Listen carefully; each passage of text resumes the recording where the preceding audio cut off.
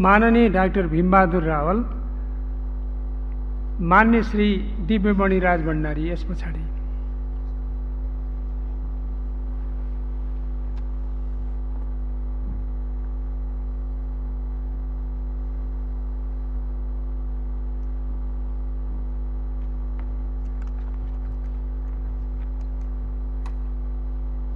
सामान्य सभामुख महोदय, प्रस्तुत सम्झौताका सन्दर्भमा यसले हाम्रो सम्पूर्ण विकास प्रक्रियामा के प्रभाव पर्छ, कसो पर्छ, नेपाल सरकारले ध्यान दिनुपर्छ। किनभने यसमा कुनै पनि ठुला देशहरू जसले प्रशस्त मात्रामा हरित ग्यास उत्सर्जन गर्छन् उनीहरू कोही पनि सदस्य भएको देखिँदैन र जहाँसम्म 6 महिनामा फिर्ता लिन सकिने भन्ने कुरा छ। पहिले नै यो सम्मानित सदनमा हामीले कुरा उठाइसकेका छौँ। नेपाल आजसम्म कुनै पनि सहमति सम्झौतालाई सच्याउन समर्थ भएको छैन। यस अर्थमा नेपाल सन्धि सम्झौता पीडित देशको रूपमा रहेको छ। यो एउटा। यही प्रसङ्गमा केही समय अगाडि अमेरिकी राज्य साझेदारी कार्यक्रमको बारेमा धेरै छलफल भयो, तर त्यस सम्बन्धमा नेपाल सरकारले अहिलेसम्म अमेरिकाले भने बमोजिम पत्र नपठाएको भन्ने जानकारी हुन आएको छ, पठाइएको छैन। र यो सदनमा गृहमन्त्रीजीले स्वयं त्यो कुरा उठाउनुभयो, परराष्ट्र मन्त्रीजीले भन्नुभयो, उहाँहरूले अब यसमा नेपाल सहभागी हुँदैन भन्नुभयो। मन्त्री परिषदले यस सम्बन्धमा निर्णय गर्यो, नेपालले यसलाई अगाडि बढाउँदैन भनेर निर्णय गर्यो, तर त्यो अगाडि बढ्दैन। अब यसमा के लाग्यो भने नेपाली जनताको सार्वभौम सत्ता सम्पन्न अधिकारको अभ्यास गर्ने यो सम्मानित सदनले नेपाल सरकारलाई मद्दत गर्नुपर्ने अवस्था देखियो।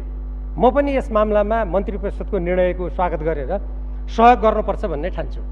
किनभने प्रत्येक देशभक्त नेपालीको कर्तव्य देशको हित, यसको स्वाभिमान, स्वाधीनतामा जसुकै व्यक्ति सरकारमा भए पनि सहयोग गर्नु कर्तव्य हो।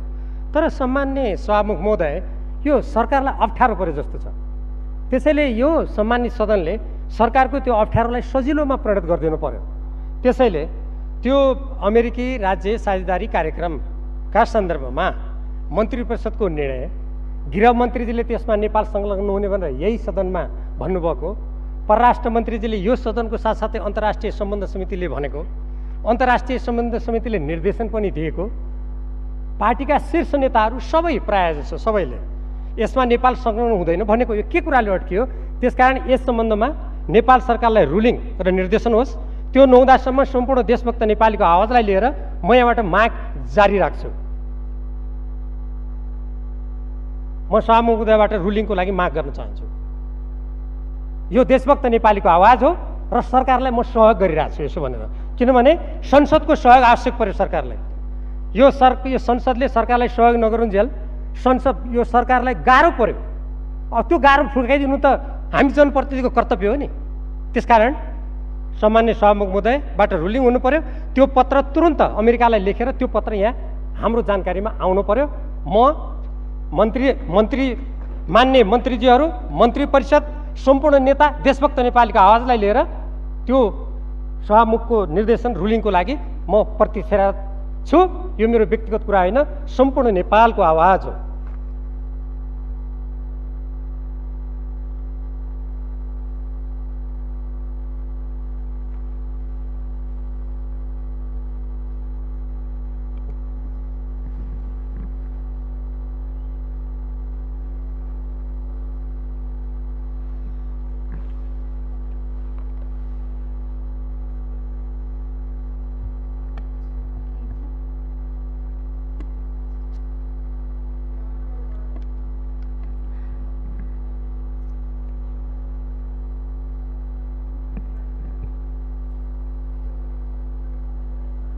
यो सम्झौताको प्रसङ्गमा छलफल चलिरहेको हुनाले यो विषयान्तर भएको छैन।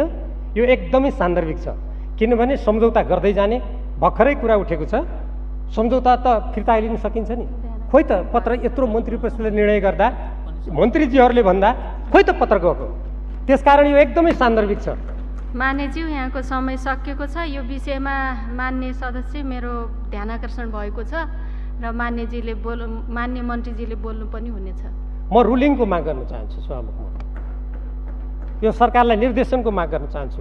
पत्र पठाएर संसदलाई जानकारी गराइयोस्। मन्त्री परिषदको निर्णय बमोजिम गृहमन्त्रीजी, परराष्ट्र मन्त्रीजी र देशका प्रमुख नेताहरूको भनाइ बमोजिम अमेरिकालाई तुरन्त पत्र पठाई त्यसको जानकारी नेपाली जनताको सार्वभौमत्वले गराइयोस् भनेर सम्माननीय सभामुख महोदयबाट म विशेष निर्देशनको अपेक्षा र माग गर्न चाहन्छु। ध्यानाकर्षण भएको छ मान्यज्यू, यो मन्त्रीज्यूले बोल्नुहुनेछ यस विषयमा। मन्त्रीज्यूलाई चाहिँ बोल्नको लागि रुलिङ पनि गरिएको छ। मैले सदनको सरकारलाई सहयोग खोजेको सम्मान्य सभामुखज्यू, यो मन्त्रीज्यूको जवाबले हुने भए त यहाँ गृहमन्त्रीज्यू परराष्ट्र मन्त्रीज्यूले पहिले नै जवाब दिइसक्नुभयो। सदनले सरकारलाई परेको गाँठो फुकाइदिनु पर्यो, सरकार अप्ठ्यारोमा पर्यो, त्यसैले सरकारले विशेष निर्देशन हुनु पर्यो र त्यो विदेश निर्देशन अनुरूप सरकारले पत्र पठाएर त्यसको जानकारी यो सदनलाई दिनुपर्छ।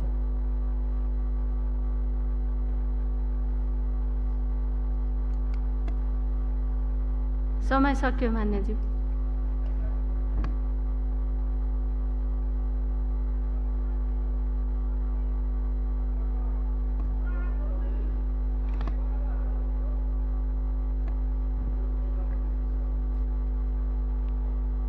के को नियमावली हो मान्यज्यू?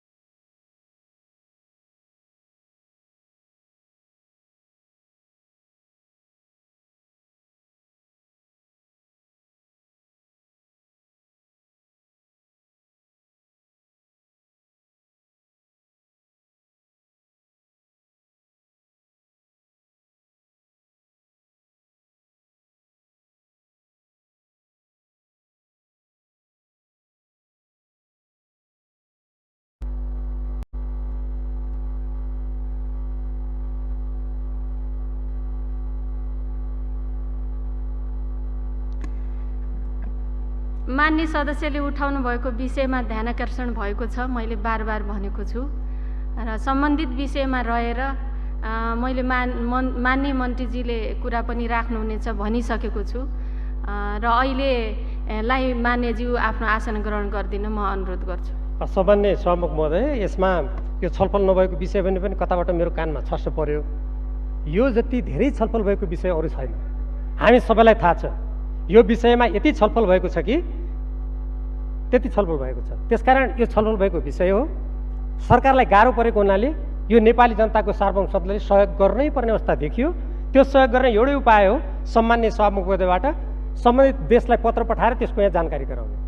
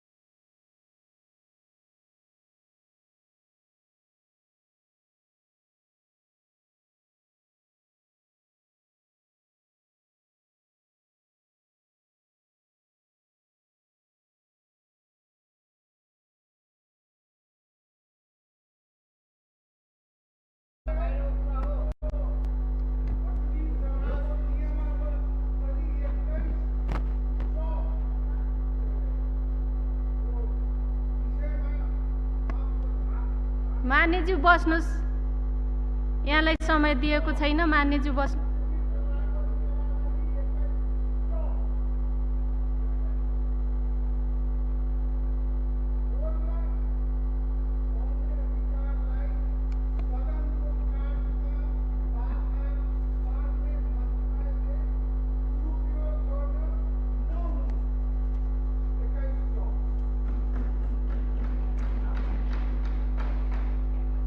माननीय सदस्यले उठाउनु भएको विषयमा सदनमा जानकारी गराउन सम्बन्धित मन्त्रीलाई ध्यानाकर्षण गराउँदछु। मान्यजी आफ्नो आसन ग्रहण गर्नुहोस्। यो जानकारीको विषय होइन सम्मान्य सभामुख महोदय, मैले भनिसकेँ नेपाल सरकारलाई गाह्रो पर्यो। यो सार्वभौम प्रतिनिधि सभाको यो बैठकले सरकारलाई सहयोग गर्नु पर्यो, मन्त्री परिषदको निर्णयलाई कार्यान्वयन गर्न मद्दत गर्नु पर्यो। जहाँसम्म यो बाधा पुर्याउने कुरा छ, सरकारले गरेको निर्णयलाई कार्यान्वयन गर्न मद्दतको कुरा गर्दैछु। म बाधा पुर्याउने उद्देश्य भए सरकारको निर्णयको समर्थन गर्छु र म यो त देशको सार्वभौम सत्तासँग सम्बन्धित छ। यो कुनै देशको सैनिक अखाडाबाट यो देशलाई रोक्नुपर्ने कुरासँग सम्बन्धित छ, जुन कुराको समर्थन यही सदनमा गृहमन्त्रीजी र परराष्ट्र मन्त्रीजीले गर्नुभएको छ। म पुनः स्मरण गराउँछु। त्यसकारण नेपाली जनताको निर्वाचित यो प्रतिनिधि सभाको तागत सरकारलाई आवश्यक पर्यो सम्मान्य सभामुख महोदय। त्यसकारण सरकारले यस सम्बन्धमा पत्र पठाएर जानकारी गराए त सरकारलाई सजिलो हुने भयो नि, होइन त? ध्यानाकर्षण भएको छ मान्यज्यू। यो मन्त्रीज्यूले राखेपछि तपाईँको विषयलाई उचित ठानेमा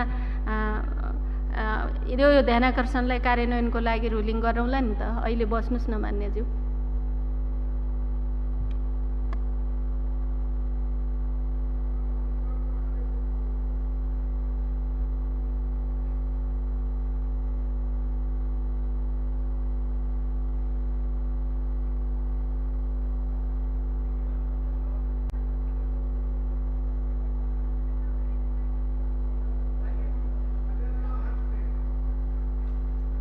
यो त नेपाली जनताको आवाज हो।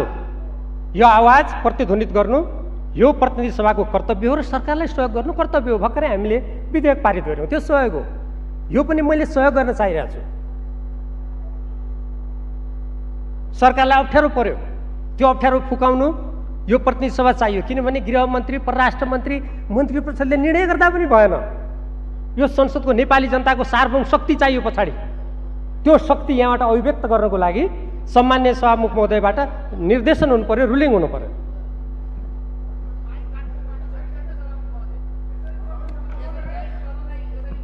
मान्यजीहरू धैर्य गर्नुहोस्।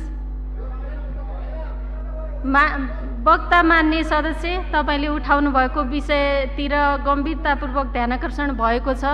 अरू मान्यजीलाई पनि बोल्ने पालो दिने हो कि मान्यज्यू?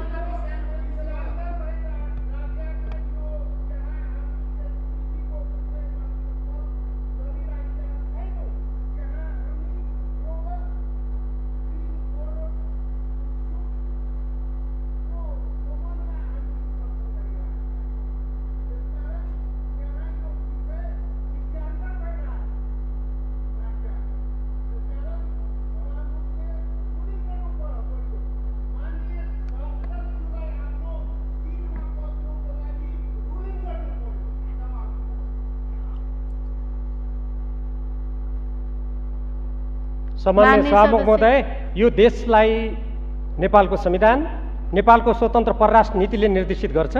नेपाल सरकार मन्त्री परिषदले सोही अनुसार निर्णय गरेको छ। गृह मन्त्रीजीले भन्नुभएको छ, परराष्ट्र मन्त्रीजीले भन्नुभएको छ र आज हामी सम्झौतामा छलफल गर्दैछौँ। योभन्दा सान्दर्भिक, योभन्दा सरकारलाई मद्दत, योभन्दा देश हितको कुरा के हुनसक्छ? यस्तो कुरामा पनि कसैलाई रुलिङ गरेर बोल्न नदिने, यो सभाले सहयोग गर्दैन भने हामी देशको कुन हितमा काम गर्छौँ? कुन हितमा काम गर्छौँ हामी? यो सदनले यो राष्ट्रको सुरक्षाको लागि के काम गर्छ? त्यसपछि नेपाली जनताको प्रश्न हुन्छ त्यति बेला। त्यसकारण म एउटा यो प्रतिनिधि सभाको सदस्यको हैसियतले नेपाली जनताको यो आवाजलाई यहाँ व्यक्त गर्न चाहन्छु। मान्य सदस्यज्यू, अरू मान्यज्यूलाई पनि बोल्न दिने हो कि? त्यसैले आसन ग्रहण गर्न अनुरोध गर्छु मान्यज्यू। सामान्य सभामुख महोदय, बोल्न नदिने भन्ने प्रश्नै छैन। मैले बोल्न नदिने भनेको छु र सरकारलाई सहयोग गर्नको लागि सभामुख महोदयबाट सरकारले आफै गरेको निर्णय कार्यान्वयन गर, पत्र पठा सरकार र जानकारी दे भन्नु पर्यो भनेर माग गरिरहेको छु। मैले बोल्न नदिने कहीँ कुरा गरेको छु र छैन? मान्य सदस्य, प्रतिनिधि सभा नियमावलीको नियम 23मा सदस्यले बोलेको कुरा सभाको तत्काल विचाराधीन रहेको विषयसँग सम्बद्ध हुनुपर्छ भन्ने स्पष्ट छ। त्यसकारणले मान्य सदस्य यहाँ आसन ग्रहण गरेर अरू मान्य सदस्यहरूलाई आफ्नो कुरा राख्न दिनुहोस् भनी म अनुरोध गर्छु। सम्मान्य सभामुख महोदय, म पुनः अनुरोध गर्न चाहन्छु। यो विचाराधीन विषय पनि हो, यो सम्झौतासँग सम्बन्धित पनि छ। यो नेपालको संविधान बमोजिम पनि गर्नुपर्ने हो, सरकारको निर्णय अनुसार पनि गर्नुपर्ने हो।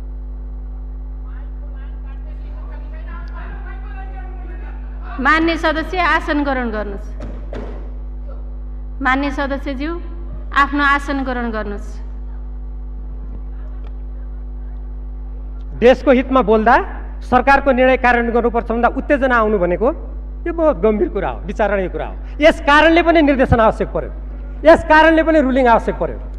किनभने आशंका के जन्मायो भने सरकारको निर्णय कार्यान्वयन हुँदैन, संविधान मानिँदैन, संविधानको धारा 51 को ड अनुसार स्वतन्त्र परराष्ट्र मानिँदैन, कतै सैनिक अखाडा बनाउने उद्देश्यले यहाँ उत्तेजनाका रङ्गहरू त देखेका छैनन्। प्रश्न उठ्छ, त्यस्तो रङ्ग नदेखाउँ। सरकारको निर्णय कार्यान्वयन हुनुपर्छ, मन्त्री परिषदको निर्देशन कार्यान्वयन हुनुपर्छ, गृहमन्त्रीजी र परराष्ट्र मन्त्रीजीले गरेको वचनबद्धता अनुसार पत्र जानुपर्छ। मान्य सदस्य, यहाँले छलफलमा उठाउनु भएको विषयमा गम्भीर ध्यानाकर्षण भएको छ। प्रतिनिधि सभा नियमावली 2075 को नियम 21 च एवं 23(1) को नियमावलीको लागि अनुरोध गर्छु। मान्य सदस्य आसन ग्रहण गर्नु।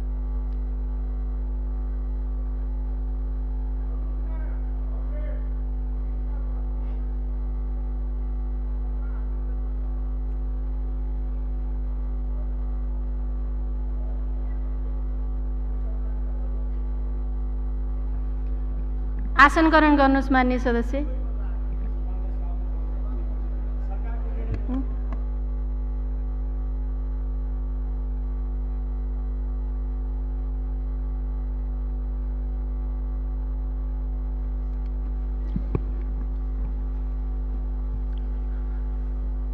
मान्य सदस्य, यो विषयान्तर भएको छ, त्यसकारण फेरि त्यसपछि पनि तपाईँले आफ्ना कुरा पनि राख्नु भएको छ। चेयरबाट पनि चाहिँ मेरो ध्यान आकर्षण भएको छ भनेको छ। त्यसै गरी फेरि हाउसमा तपाईँले कुरा राखिसकेपछि सरकारको पनि ध्यान आकर्षण भएको छ, त्यसकारण तपाईँहरूले आफ्नो आसनमा गएर बस्नुहोला। सामान्य सभामुख महोदय, हामी सम्झौतामा छलफल गर्दैछौँ। नेपालले योभन्दा अगाडि जुन राज्य व्यवस्था के अरे राज्य अमेरिकी राज्य साझेदारी कार्यक्रमसँग सम्झौताको कुरा छ, त्यो सरकार स्वयंले मन्त्री परिषदले त्यसमा समावेश नहुने निर्णय गरेको छ। गृहमन्त्री र परराष्ट्र मन्त्रीजीले स्वयं यहाँबाट त्यसमा सामेल नहुने प्रतिबद्धता जनाउनु भएको छ। देशका सबै प्रमुख नेताहरूले त्यही भन्नुभएको छ। संसदमा छलफल भएर त्यो निष्कर्षमा पुग्न बाँकी छ र यहाँ पनि सम्झौताको विषय भएको हुनाले म पुनः सम्मान्य सभामुख महोदयलाई हार्दिक अनुरोध गर्न चाहन्छु, नेपाल सरकारलाई यो सम्झौताको प्रसङ्गमा यो सम्झौता पनि भोलि त्यस्तो नहोस्, कतै नेपालको विकास, नेपालको आफ्नो बाटो अवरुद्ध नहोस् भन्नको लागि यत्रो छलफल भएर सरकारले कार्यान्वयन नगरेकोमा सरकारलाई के अप्ठ्यारो पर्यो? त्यो अप्ठ्यारो परेको हुनाले नेपाली जनताको शक्ति त यो सार्वभौम सत्ता सम्पन्न संसदबाट अभिव्यक्त हुन्छ। त्यसकारण यहाँबाट सरकारलाई अमेरिकी राज्य साझेदारी कार्यक्रमको अब सदस्य नहुने, त्यो कार्यक्रम अगाडि नबढ्ने पत्र पठाउनु पर्यो। त्यो यो सार्वभौम सत्तालाई जानकारी हुनु पर्यो भन्ने कुराले सरकारलाई सहयोग पुर्याउँछ। त्यसकारण म सम्मान्य सभामुख महोदयलाई हार्दिक अनुरोध गर्न चाहन्छु, सरकारलाई त्यो निर्देशन होस्। म यो आवाज सम्पूर्ण नेपाली जनता, राजनीतिक दल, स्वयं सरकारका मन्त्रीहरूको तर्फबाट पनि उठाइरहेको छु। मान्य सदस्य, यो अर्को विषयमा हाम्रो छलफल चलिरहेको छ, त्यसकारण यो ध्यानाकर्षण भएको छ, तपाईँ जानुस्। निर्णय भएको छ, यो निर्णयलाई तपाईँले मान्नुहोस्। निर्णयलाई मान्नुहोस् मान्य सदस्य। हाम्रो नियमावलीले यसै भन्छ, सभामुखको निर्णय मान्नुपर्छ भन्ने छ हाम्रो नियमावलीमा। राष्ट्रको सार्वभौम सत्ता र स्वतन्त्रताको प्रश्नमा मलाई लाग्छ हामीमा कसैमा फरक मत पनि छैन। सम्मान्य सभामुख महोदयले जे भन्नुहुन्छ हामी त्यही भन्छौँ, मैले जे भन्नुहुन्छ सिङ्गो संसदले त्यही भन्छ। त्यसकारण सरकारलाई सहयोग गरौँ। सम्मान्य सभामुख महोदय, सरकारलाई तत्सम्बन्धमा पत्र पठाएर यो सदनलाई जानकारी गराउने निर्देशन होस्। विषयान्तर भएको हुनाले त्यो निर्देशन गर्न मिल्दैन, तपाईँ आफ्नो आसनमा गएर बस्नु होला। यो सम्झौता छ नि, यो बैठक 15 मिनटका लागि स्थगित हुन्छ।